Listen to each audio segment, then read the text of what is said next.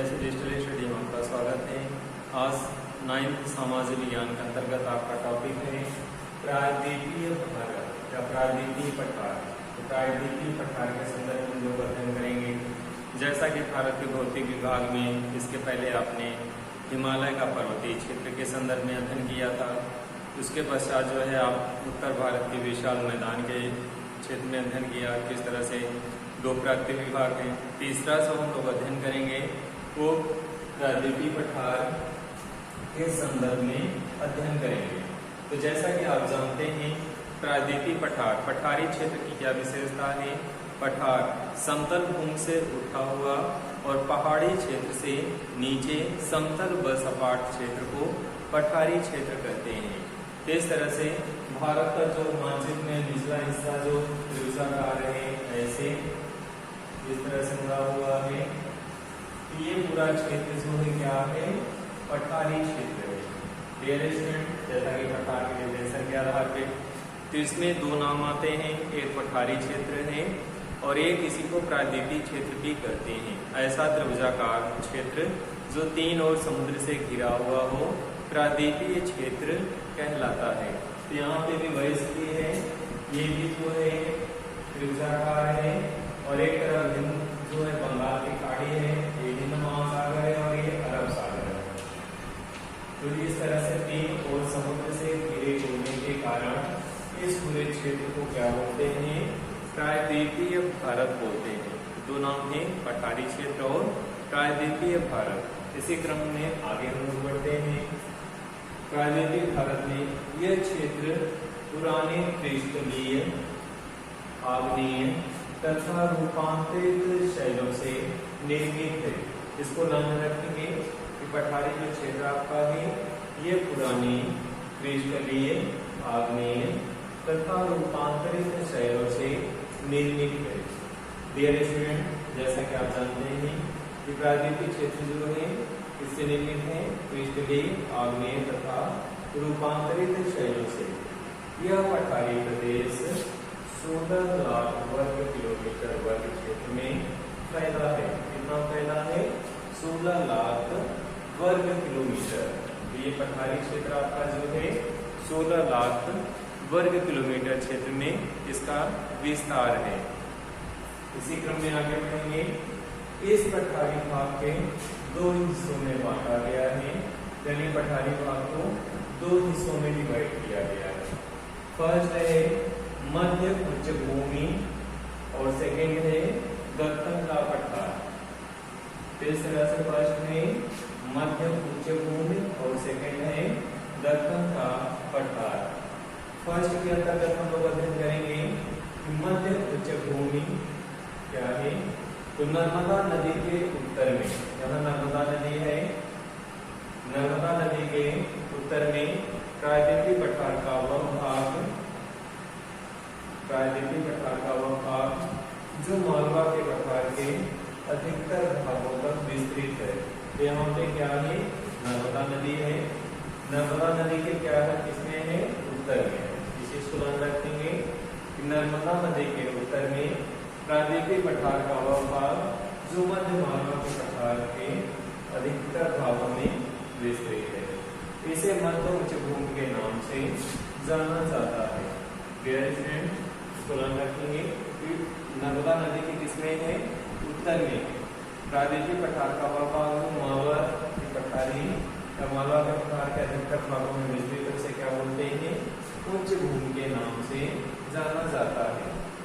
इसी में बुंदेलखंड, बघेलखंड तथा छोटा नागपुर के पठार जो है इसमें बृहद श्रृंखला दक्षिण में, सतपुड़ा पर्वत श्रृंखला तथा उत्तर पश्चिम में अरावली से घिरा हुआ ये क्षेत्र है। इस तरह से इसकी विशेषता बता रहा है, स्पष्ट हो रहा है। विशेष रूप में उच्च भूमि के नाम से जाना जाता है और इसमें क्या क्या है, तो बुंदेलखंड है, बघेलखंड है तथा छोटा नागपुर का पठार है। जो बृहद श्रृंखला दक्षिण में सतपुड़ा पर्वत श्रृंखला तथा पश्चिम में अरावली से ये क्षेत्र घिरा हुआ है। इस क्षेत्र में बनने वाली जो नदियां हैं, चंबल है, सिंध है, बेतवा है तथा केल है। जो दक्षिण पश्चिम के से उत्तर पूर्व की ओर बहती है। तो किधर जो बहाव है इसका इन नदियों का चंबल सिंधु और बेतवा का तथा इनका जो दक्षिण पश्चिम से और उत्तर पूर्व की ओर बहती है। डिरेक्शन यहाँ पे दिखाया है दक्षिण पश्चिम दिशाओं के को मानचित्र में आप कैसे देखेंगे कि दक्षिण और पश्चिम। जैसे मान लीजिए कोई मानचित्र है, मानचित्र के संदर्भ में अध्ययन कर लें कि मान लीजिए ये मानचित्र है कोई, अब इसमें दक्षिण पश्चिम कैसे ज्ञात करेंगे? तो किसी भी मानचित्र को 4 भागों में डिवाइड करिए आप। कोई भी मानचित्र हो, किसी भी प्रदेश का हो, किसी भी देश का हो, उसको हम 90 डिग्री में 4 भागों में डिवाइड कर लिए। जब 4 भागों में डिवाइड कर लिए तो आपको जो है चारों दिशाओं का ज्ञान हो गया। ये आपका उत्तर हो गया, ये आपका पूर्व हो गया, ये आपका जो है दक्षिण हो गया और ये आपका क्या हो गया? पश्चिम हो गया। अब 4 दिशाएं क्लियर हो गई कि इस साइड में उत्तर है, नीचे दक्षिण है, इस साइड में पूर्व है और इधर पश्चिम है। अगर इसी में आपको बोला जाए कि उत्तर पश्चिम दिशा में, उत्तर पश्चिम दिशा में, तो कैसे ज्ञात करेंगे? आपका ये उत्तर है और ये पश्चिम है। ये 90 डिग्री का कोण बन रहा है यहाँ पे।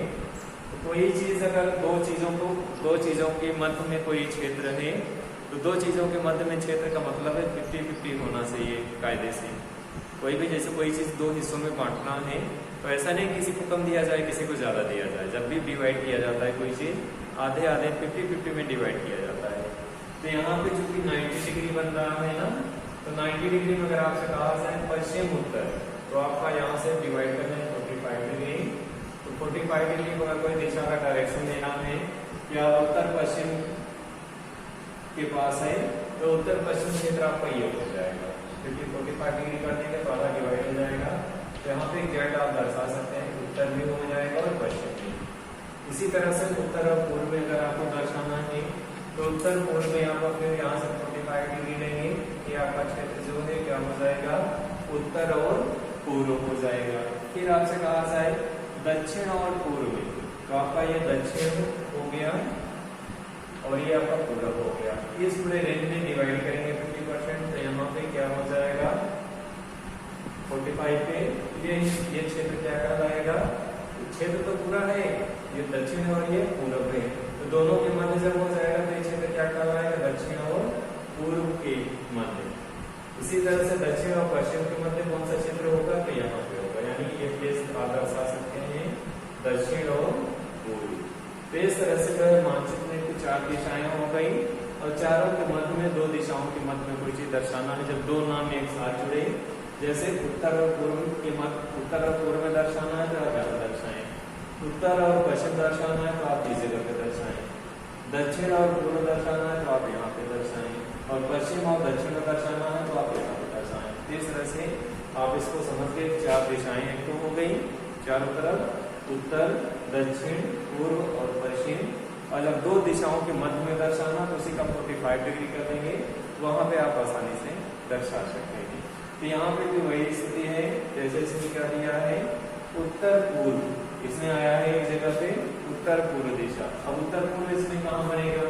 तो आपका ये उत्तर हो गया और ये पूर्व हो गया, 2 दिशाओं के मध्य हो रहा है, यानी यहाँ पे आप इस जगह को उत्तर पूर्व बनेगी। इसी क्रम में अगर आपसे कहा जाए पश्चिम और उत्तर, तो आपका ये उत्तर हो गया और ये हो गया पश्चिम। दोनों के मध्य आपका उत्तर पश्चिम कहाँ पे आएगा? इस जगह पे आएगा। इसी तरह से पश्चिम और दक्षिण पूछे, पश्चिम और दक्षिण में दर्शाना है तो ये आपका पश्चिम हो गया और ये आपका दक्षिण हो गया। तो यहाँ तक 45 डिग्री करेंगे तो यहाँ पे दक्षिण होगी। इसी तरह से दक्षिण और पूर्व अगर कह रहा है तो दक्षिण और पूर्व में आपका ये पूर्व हो गया और ये आपका दक्षिण हो गया, तो दोनों के मध्य यहाँ पे होगा 45 डिग्री। ऐसे करेंगे तो दक्षिण और पूर्व कहाँ दर्शाना होगा? इस तरह से। एक तो चारों दिशाएं हो गई और उसके मध्य में जब 2 नाम एक साथ बोले मानचित्र दर्शाने के उत्तर पूर्व में, तो उत्तर पूर्व का मतलब हो गया आपका ये उत्तर हो गया और ये पूर्व हो गया, तो दोनों के मध्य जब दर्शाएंगे 45 कर लेंगे डिग्री। 90 का हाफ, तो जो है उत्तर और पूर्व हो जाएगा। डायरेक्शन इसी क्रम में आगे हम लोग बढ़ते हैं। तो इस क्षेत्र में बहने वाली जो नदियां हैं, चंबल है, सिंध है, बेतवा है और केन है। अब इस चीज को ध्यान देंगे, बोर्ड एग्जाम में ये भी पूछता है पठारी क्षेत्र की दो नदियों के नाम दर्शाएं या दो नदियों के नाम बताएं। शॉर्ट क्वेश्चन, विकल्पी क्वेश्चन दिया जाता है कभी कभी, तो आप इसको ध्यान रखेंगे। चंबल है, सिंध है, बेतवा है, केन है। इसी क्रम में जैसे आपसे एग्जाम में पूछ लिया जाए कि मैदानी उत्तर भारत के विशाल मैदान में मैदानी क्षेत्र की दो नदियों के नाम बताएं, तो आप गंगा और यमुना बता सकते हैं। इस तरह से इसको लर्न रखेंगे, नदियों के नाम, नदी तंत्र आगे चल के पढ़ाएंगे, लेकिन तब भी आप जो है जब चूंकि भौगोलिक अवस्थिति का अध्ययन कर रहे हैं तो आप इस रूप में भी अध्ययन करते चलें कि मैदानी क्षेत्र में दो नदियों के नाम तो पूरा लिखाएंगे, लेकिन कम से कम दो नदियों के नाम मुख्य रूप से याद होना चाहिए। मैदानी क्षेत्र की नदियों के नाम या फिर पठारी क्षेत्र की नदियों के नाम। तो आपके पठारी क्षेत्र की नदियों के नाम क्या क्या है? यहाँ पे दो नदियों को दर्शाना है, नदियां कहीं, लेकिन मुख्य रूप से चंबल आप रख लें, सिंध रख लें, बेतवा रख लें, केन रख लें, आगे कृष्णा कावेरी है, गोदावरी है, सब दक्षिण भारत की नदियां हैं, लेकिन इस तरह से इसको भी लर्न रखेंगे।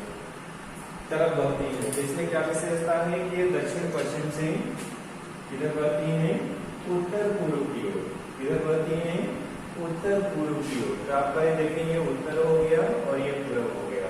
तो दक्षिण और पश्चिम से इधर से होके कहाँ बह रही है मानचित्र में? उत्तर और पूर्व की ओर बह रही है, यानी ये दक्षिण हो गया और ये पश्चिम हो गया। दोनों के मध्य अगर कोई नदी बहे इधर से बहेगी और इधर साइड में जाएगी। तो डियरेक्शन इस तरह से मानचित्र अगर आप आज की इस वीडियो में समझ गए होंगे कि कोई चीज कैसे बोल रहा है। ये नदी जो है दक्षिण पश्चिम से, तो दक्षिण पश्चिम से मतलब क्या है? दक्षिण ये हो गया और ये पश्चिम हो गया। अब इन दोनों के मध्य कोई नदी बह रही है, तो दक्षिण पश्चिम से किधर बह रही है?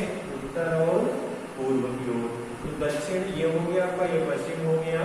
अब यहाँ से जब बह रही है तो बहुत रही उत्तर और पूर्व बह रही है, यानी इस साइड से यहाँ पे बह रही है, यानी इन्हीं दोनों के मध्य बहेगी और किधर जाएगी? उत्तर और पूर्व के मध्य। अब इसके नीचे नहीं, यहाँ इसके नीचे नहीं दर्शा सकते आप, पूर्व और उत्तर के मध्य में ही दर्शाएंगे, क्योंकि नाम पे जाएंगे लिखा हुआ है स्पष्ट कि दक्षिण पश्चिम से उत्तर पूर्व की ओर। इस दिशाओं को ध्यान मस्तिष्क में रखेंगे। ऐसे नहीं कैसे अंदाज से आप मानचित्र में दर्शा देंगे, वही अंक आपके जो है कट जाते हैं, अच्छे अंक नहीं आते।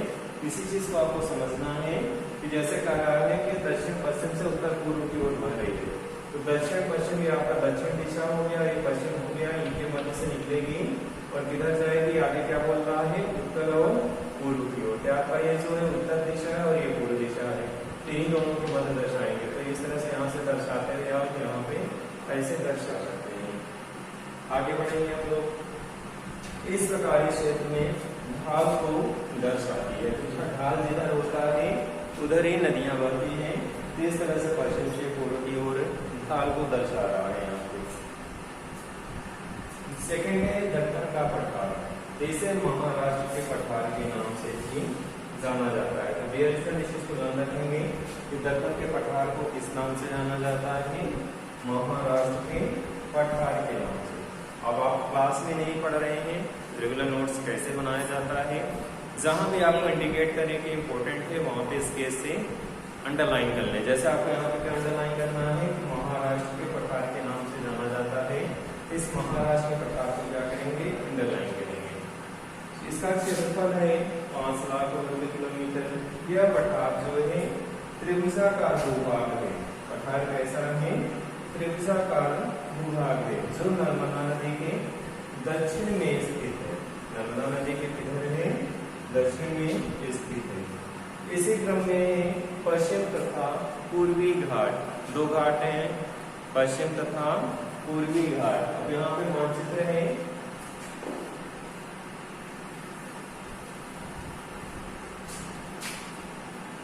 मानचित्र जब आप ऐसे देखते हैं कि आपका दक्षिणी हिस्सा हो गया। अब इसमें आपके दो घाट हैं, एक घाट यहाँ पे चूंकि ये समुद्र है, ये अरब सागर है, ये नीचे हिंद महासागर, ये बंगाल की खाड़ी है। तो दो घाट आपके हैं, एक इस साइड में और एक इस साइड में। ये वाला हिस्सा क्या कहलाएगा? पश्चिमी घाट और ये पूर्वी घाट। डायरेक्शन मानचित्र में दर्शाने के लिए भी आता है। आप दिशा जो आपका राइट साइड है मानचित्र में एकदम स्पष्ट रूप से ऐसे जब कर लेंगे अपने आप क्लियर हो जाएगा। जो राइट साइड में है वो क्या होगा, पूर्वी घाट हो जाएगा, क्या हो जाएगा, और जो लेफ्ट साइड है वो पश्चिमी घाट हो जाएगा।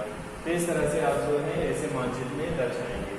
तो भारत के दोनों हिस्से को क्या बोलते हैं, अरब सागर इधर है, ये क्या है, पश्चिमी घाट है, और बंगाल की खाड़ी वाले हिस्से को क्या बोलते हैं, पूर्वी घाट है। तो दो घाट हैं यहाँ पे, और इस घाटों के नाम इस तरह से दर्शाया गया है, कभी दर्शाने के लिए भी मानचित्र में आता है कि इसमें पूर्वी घाट कौन सा है और पश्चिमी घाट कौन सा है। तो जब मानचित्र में आप इस तरह से जानते रहेंगे तो आप यहाँ पे क्या दर्शाएंगे, इस वाले हिस्से को यहाँ पे आप अरब सागर जो है इस साइड आप दर्शाएंगे पश्चिमी घाट, इस साइड का आपका हिस्सा है पश्चिमी घाट, और इधर के हिस्से को क्या दर्शाएंगे, पूर्वी घाट दर्शाएंगे। मानचित्र में दर्शाने के लिए आता है, आगे करके आपको मानचित्र भी जो है भरने के लिए बताएंगे, सिखाएंगे आपको कैसे मानचित्र भरा जाता है, उसको सीखेंगे कैसे कैसे किस रूप में क्वेश्चन आते हैं मानचित्र में दर्शाने के लिए ज्योग्राफी से, और जो है भूगोल में जो है पहाड़ियाँ हैं, घाटियाँ हैं, कैसे किस जगह पे क्या चीज़ें दर्शानी है, इस तरह से आगे उसको क्रम में चलाएंगे। तो अभी आप जो इस तरह को जानते नहीं कि आपके दो घाट थे, पूर्वी घाट और पश्चिमी घाट। तो इस तरह से दक्कन के पठार में आपका ये हिस्सा पूरा पठारी क्षेत्र है, और इन हिस्सों को क्या बोलते हैं, पूर्वी घाट और पश्चिमी घाट। तो आपके ये दो जो है घाट हैं, पूर्वी घाट और पश्चिमी घाट, जो किसके हिस्से हैं, पठारी क्षेत्र के ही हिस्से हैं, इसी के अंतर्गत आते हैं। पठारी क्षेत्र की क्या विशेषता है, जैसा कि आप जानते हैं कि पठारी क्षेत्र जो है यहाँ पे पाए जाने वाले जो है काली मृदा, तो काली मृदा को क्या बोलते हैं, दक्कन ट्रेप, इसी सुलंग रखेंगे, काली मृदा को क्या बोलते हैं, दक्कन ट्रेप। इसकी उत्पत्ति जो है ज्वालामुखी क्रिया के कारण हुई है। इस कारण ज्वालामुखी क्रिया जैसा कि आप जानते हैं, पृथ्वी के गर्भ में से जब गैस भर जाता है और विस्फोट होता है, उनकी परतों को तोड़ते हुए जब गैस सतह पे आती है, तो जो गर्भ में, पृथ्वी के गर्भ में जो भी चीजें होती हैं, जो पदार्थ होते हैं, वो पिघल करके सतह पे आ जाते हैं लावा के रूप में। तो जो सतह पे आ जाते हैं, पूरी पृथ्वी के अंदर की जो भी तत्वें हैं, जो भी पदार्थ है, उस पिघल करके जब सतह पर पूरा फैल गया, तो ज्वालामुखी उद्गार के कारण ही इस क्षेत्र का विस्तार हुआ है। इसमें यहाँ पे काली मिट्टी पाई जाती है, और इसी काली मिट्टी के कारण इसे क्या नाम दिया गया है, दक्कन ट्रेप नाम दिया गया है, जिसकी उत्पत्ति किसके कारण हुई है, ज्वालामुखी क्रिया के कारण हुई है। तो डियर स्टूडेंट, आज आप इस वीडियो में आपने अध्ययन किया कि दक्कन का पठार क्षेत्र है, किस रूप में है, इसका क्या महत्व। तो पठारी क्षेत्र जैसा कि आप जानते हैं खनिज पदार्थ के लिए महत्वपूर्ण है। जैसा कि इसके पहले आपने मैदानी क्षेत्र का अध्ययन किया था, तो मैदानी क्षेत्र जो है समतल भूमि है, यहाँ उपजाऊ भूमि है, जलोढ़ मिट्टी है, और यहाँ एग्रीकल्चर के रूप में ज़्यादा महत्वपूर्ण है, उपयुक्त है। हालांकि यहाँ पे और चीज़ें हैं, लेकिन इसके साथ साथ कृषि जो है मुख्य रूप से माना जाता है। तो ऐसे ही दक्षिण का जो पठारी क्षेत्र है वो खनिज संपदा के लिए अपने आप में विशेषताओं से युक्त है, यानी खनिज संपदा के लिए महत्व रखता है। तो दक्कन का पठार जो है खनिज संपदा के लिए महत्वपूर्ण माना जाता है। किस तरह से ये ज्वालामुखी उद्गार क्रिया के कारण इस क्षेत्र का विस्तार है। यहाँ पे काली मिट्टी पाई जाती है, और मिट्टी पाई जाती है, लेकिन काली मिट्टी का क्षेत्र भी है ये। और यहाँ पे चूंकि ज्वालामुखी उद्गार के कारण जो है इसे क्या नाम दिया गया है, दक्कन ट्रेप, यानी काली मिट्टी मृदा पाई जाती है, और काली मृदा के कारण से क्या नाम दिया गया है, दक्कन ट्रेप। तो आज आपने दक्कन के पठार के संदर्भ में अध्ययन किया, इसके दो वर्ग डिवाइड किए गए, इस रूप में इसकी क्या क्या विशेषता है, इसके संदर्भ में अध्ययन किया। तो आज के वीडियो को यहीं समाप्त करते हैं। अगले वीडियो में नए विषय वस्तु के साथ फिर से प्रस्तुत होंगे।